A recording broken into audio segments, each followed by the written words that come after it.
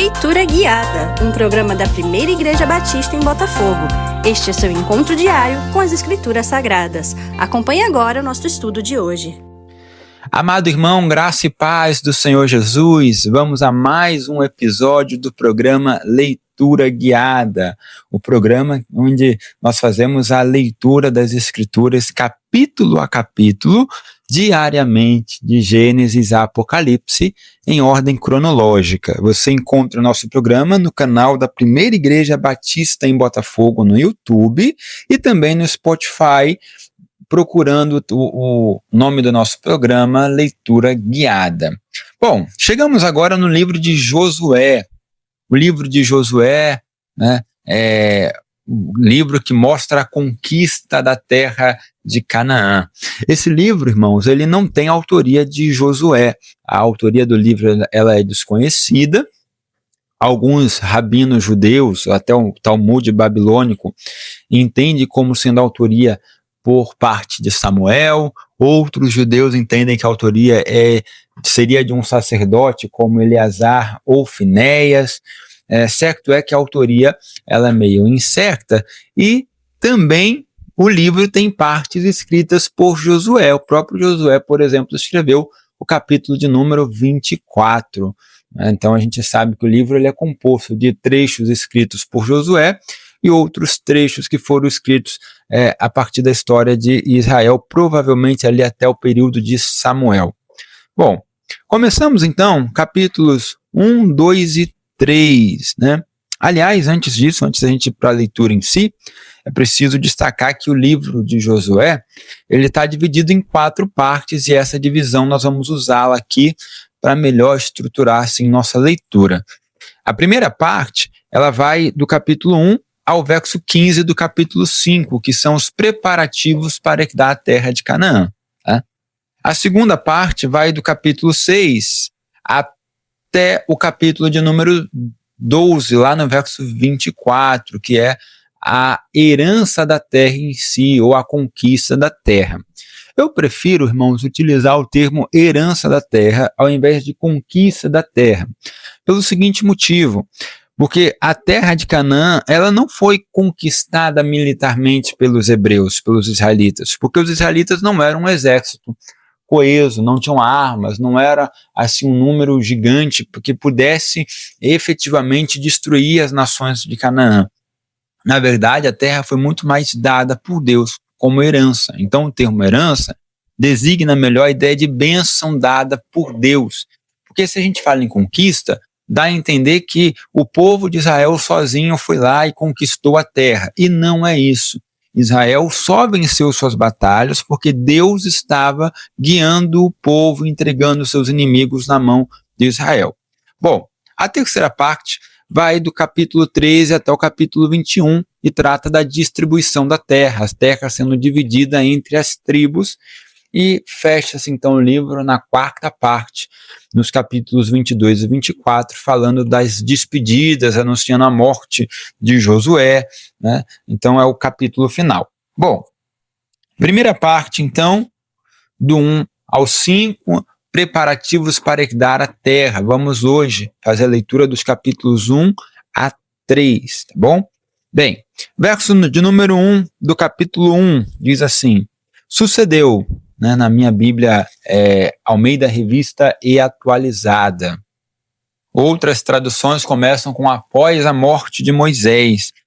Essa expressão, sucedeu, ou após a morte de Moisés, liga o texto de Josué ao texto de Deuteronômio, entendendo-se que eles são continuidade um do outro. Não quer dizer que foram escritos pelo mesmo autor. Deuteronômio, a gente já viu, foi escrito por Moisés e tendo seu final escrito por um copista ou alguém da tradição ali de Israel, mas a ideia é que esses livros eles se juntam, eles estão ligados em sua teologia, em sua continuidade histórica, né, traçando ali a caminhada do povo até Canaã. E o fato é que quem escreveu o livro de Josué já pensa em fazer essa continuidade ao livro de Deuteronômio. Então sucedeu depois da morte de Moisés, servo do Senhor, que este falou a Josué, filho de Num, servidor de Moisés, dizendo. Esse verso de número 1 ele é muito importante para o entendimento do texto. Por quê? Primeiro, ele dá um marcador temporal, depois da morte de Moisés, né? Segundo, ele traz aqui uma ação de Deus, que o Senhor falou a Josué, este falou a Josué, ou seja, Deus agora já não fala mais com Moisés, porque ele é morto, e começa então a falar com Josué. É uma ação que designa a liderança. Deus reconhece ali a liderança de Josué, então começa a falar com ele. Traz Moisés como servo do Senhor. Moisés, por diversas vezes, foi chamado de servo do Senhor nos seus escritos, Êxodo, Levítico, Número, Deuteronômio. Enquanto Josué é chamado de servidor de Moisés. Veja que há uma distinção nas palavras. Moisés é servo do Senhor. Aqui, essa tradução da palavra servo pode ser escravo, pode ser mordomo, pode ser um servidor fiel, né? Enquanto Josué é um servidor de Moisés. Na verdade, não é um adjetivo ou um substantivo, traz a ideia de que Josué ministrava diante de Moisés, servia como uma ideia de prestar.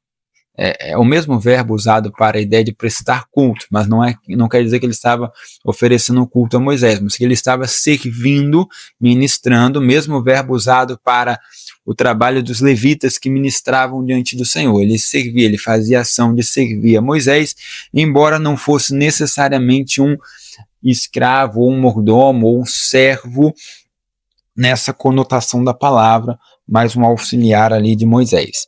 Então, outra coisa a considerar é a seguinte, é a expectativa de que se Josué conseguiria suprir a ausência da liderança de Moisés. Ou seja, se Josué seria, de fato, o líder capaz de substituir a liderança de Moisés.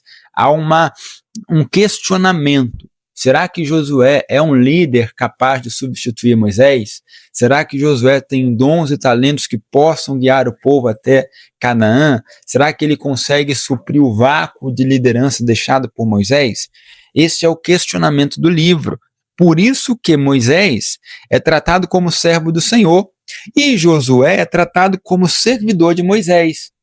Para que a liderança de Josué fosse considerada, assim, de fato, uma liderança robusta e, de fato, substitutiva de Moisés, Josué precisaria ser reconhecido como servo do Senhor.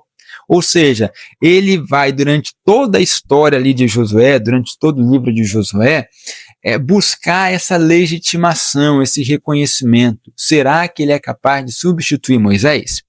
E a gente vai ver, eu posso já adiantar aqui, dar um spoiler da história, que sim, Josué consegue substituir Moisés. Lá no capítulo 24, no verso 29, Josué é chamado de servo do Senhor, ou seja, indica então para a gente que ele cumpriu o seu objetivo, ele substituiu Moisés na função de liderança e ele foi reconhecido como servo do Senhor.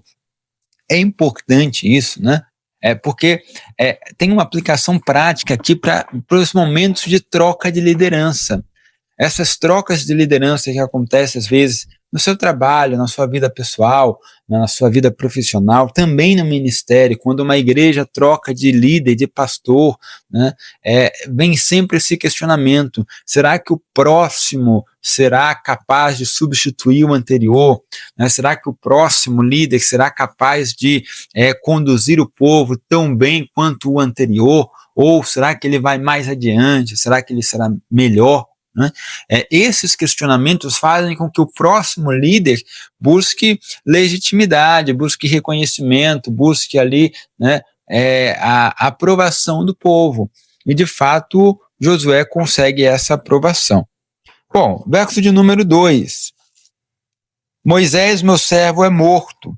Dispõe-te, agora e passa este Jordão, você e todo este povo, a terra que eu dou aos filhos de Israel. Ou seja, a ideia de Josué levantar, tomar a liderança, deixar o seu luto, que nós vemos ali que foi um luto em Deuteronômio de 30 dias pela morte de Moisés, agora ele deveria levantar e tomar a liderança do povo e assumir essa liderança e guiar o povo passando o Jordão. Deus aqui dá 4 ordens para Josué. que vão do verso 1 até o verso de número 9. Né? A primeira ordem é essa: passar o Jordão. Né? Ou seja, Josué deveria agrupar o povo e levá-lo a passar o Jordão, o primeiro obstáculo ali que eles teriam para conquistar Canaã. A segunda ordem que Deus dá a Josué, ela se encontra no capítulo no verso de número 6, que diz: seja forte e corajoso. Ou seja, uma ordem de caráter moral e da personalidade, da subjetividade de Josué. Ele precisaria ser forte. Né? A terceira ordem é o comissionamento no verso 6 também, porque você fará este povo herdar a terra. Ou seja, Josué tinha a missão de fazer o povo herdar a terra de Canaã. Né? E a quarta ordem era a que está no verso 7, tão somente seja forte e corajoso para ter o cuidado de fazer segundo toda a lei que meu servo Moisés te ordenou.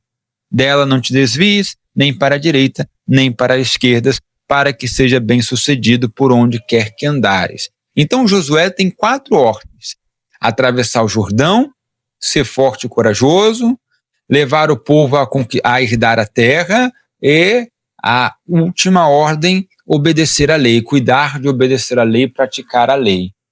2 dessas ordens revelam avanço e progresso na vida, em relação às promessas de Deus, que é passar o Jordão e herdar a terra. São ordens de caráter de ação, de atitude, são ordens atitudinais, são ordens que demonstram as ações que Josué deveria tomar em seu ministério, em sua liderança. Ou seja, a missão dada a Josué. As outras 2 ordens dizem respeito ao caráter, à subjetividade, à personalidade de Josué, aqueles sentimentos e pensamentos que deveriam direcionar Josué no exercício da sua missão, que consistiam em ser forte e corajoso, seria a postura de ânimo que ele deveria exercer sempre. Diariamente, Josué deveria ser alguém forte e corajoso, e também ter o cuidado de fazer segundo a lei. No verso 8 é mais específico: não cesses de falar deste livro da lei, ou seja, meditar neste livro. Então, 2 ordens de caráter atitudinais, 2 ordens de caráter ali espiritual para a nossa vida. São a nossa vida espiritual que vai guiar a nossa missão terrena. Então, essas ordens dizem para a gente o seguinte: Josué só conseguiria ser bem-sucedido na sua missão de herdar a terra e de passar o Jordão se, e tão somente se, ele obedecesse à lei e fosse forte e corajoso. Ou seja, a obediência a Deus, as comissões espirituais, elas vêm antes das comissões materiais. O mundo espiritual vem antes do mundo material. Primeiro a obediência e primeiro o estado de espírito. Depois a conclusão das missões materiais. Passar o Jordão e conquistar a terra de Canaã. Veja aqui também a repetição do verso 1 ao 9 da expressão seja forte e corajoso. No verso de número 6, seja forte e corajoso, porque você fará este povo herdar a terra. No verso de número 7, seja forte e corajoso para ter o cuidado de fazer segundo a lei. E no verso de número 9, seja forte e corajoso, não temas nem te espantes, porque o Senhor teu Deus é contigo por onde quer que andares. Então existem aqui 3 situações que estruturam essa narrativa em que Josué precisaria ser forte e corajoso. Primeiro, na sua missão material, fazer o povo herdar a terra. No exercício de liderança do povo, Josué precisaria manter um estado de espírito animado, corajoso, valente. No verso 7, ele deveria ser forte e corajoso no sentido de fazer cumprir a lei. Ou seja, no sentido aqui de constância, de coragem para exercer a lei, para não se desviar da lei, para ser obediente.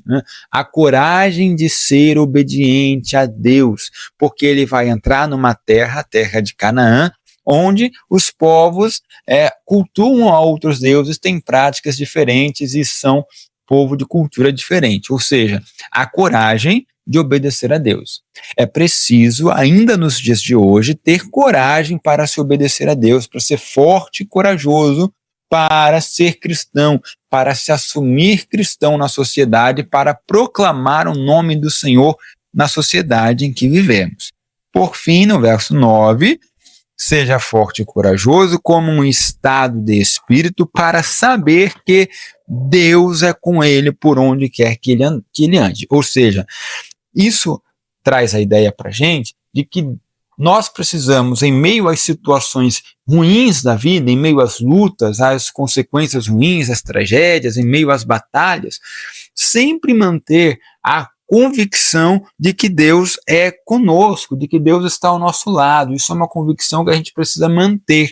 E mantendo essa convicção, então, nós entendemos que podemos ser fortes e corajosos, mesmo em momentos de dificuldade, momentos talvez em que nós fôssemos fracos.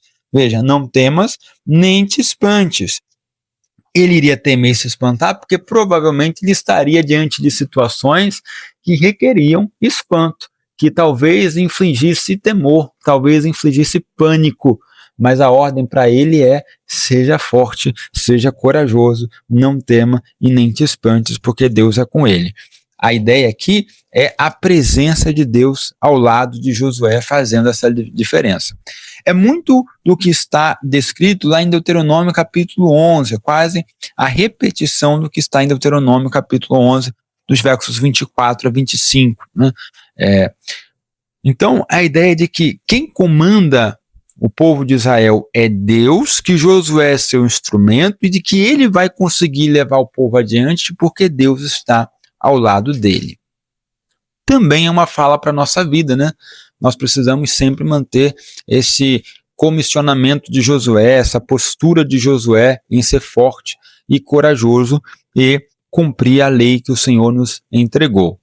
Bom, do verso 10 até o verso de número 11, nós temos ali a preparação para entrar em Canaã a partir do ponto de vista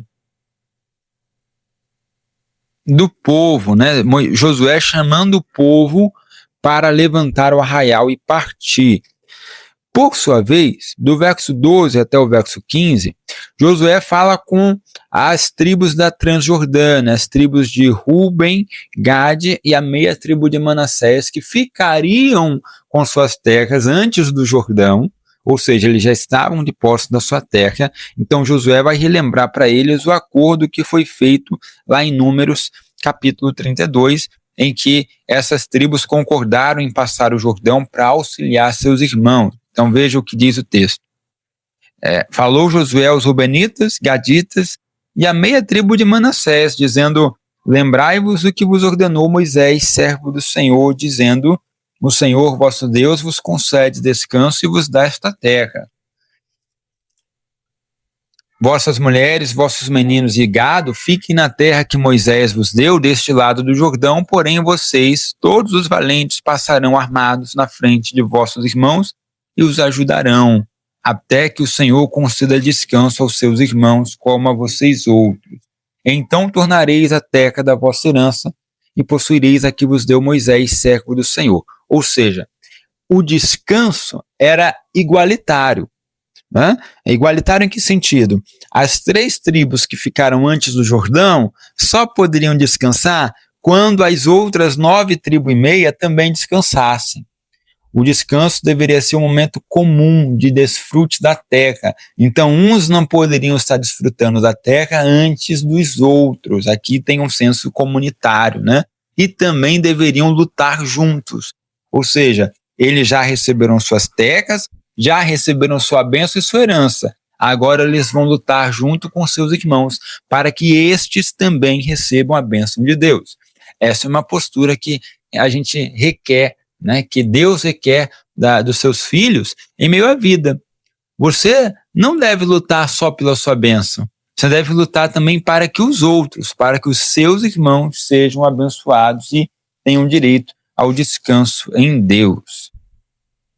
Do verso 16 e 18, então, verso 16 ou 18, o povo acorda então, ou o povo responde a Josué, dizendo: tudo quanto nos ordenaste faremos, e aonde quer que nos enviares iremos, como em tudo obedecemos a Moisés, assim obedeceremos a ti. Então somente seja o Senhor teu Deus contigo, como foi com Moisés.